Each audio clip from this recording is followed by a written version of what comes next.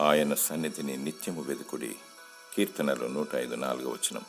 గొర్రెలను మేపుచున్న దావీదు జీవం గల దేవుణ్ణి నిత్యము స్తుతించి దేవుని సన్నిధిని అనుభవించాడు.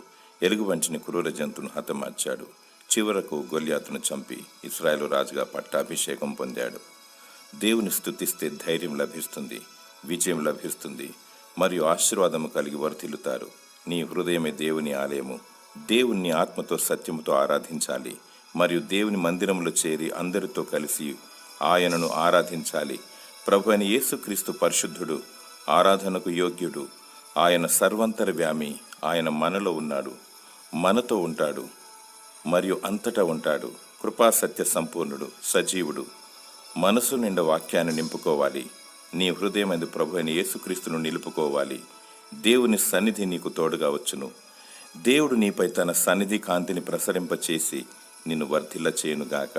ఆమేన్.